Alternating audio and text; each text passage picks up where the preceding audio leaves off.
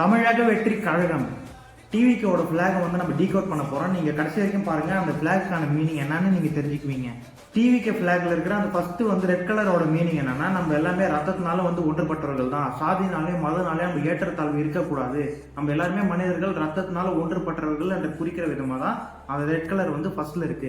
அதுக்கப்புறம் அந்த ஃபிளாக்ல ரெண்டாவது ரெட் கலர் இருக்கும். அது ரெட் கலர் வந்து என்ன மீனிங்னா, நம்மளாம் வந்து உழைப்பாளர்கள், நம்மளாம் வந்து உழைச்சி தான் நம்ம வந்து பெரிய ஆளாகணும், உழைப்பை நம்பணும் அப்படின்ற விதமா தான் அந்த சிவப்பு கலர்.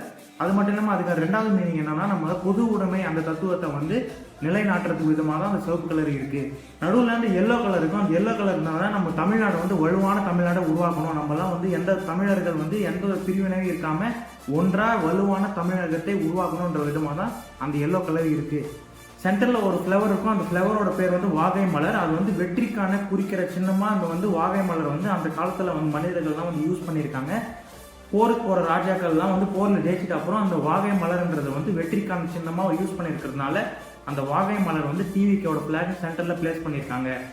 அந்த வார் எலிஃபென்ட், அந்த போர் யானைகளோட மீனிங்கும் அதே தான். நம்ம வந்து எதிரிகளை வீழ்த்திட்டு நம்ம வந்து செலிப்ரேட் பண்ணணும், நம்ம வந்து வலுவான தமிழ்நாட்டை உருவாக்கணும். எதிரிகளை வீழ்த்துற விதமாக தான் அந்த ரெண்டு போர் யானைகளை வந்து நாங்கள் பிளேஸ் பண்ணியிருக்காங்க. கைஸ், இப்போ உங்களுக்கு தெரியும் டிவிக்கோட ஃபிளாக் வந்து என்ன மீனிங்னு. இருந்தாலும் நம்ம தளபதி விஜய் வந்து நம்ம ஒரு பொதுக்குழு நடத்தி அதில் வந்து கண்டிப்பாக சொல்லுவார் அதுக்கான மீனிங் என்னன்னு நம்ம எதிர்பார்க்குறோம்.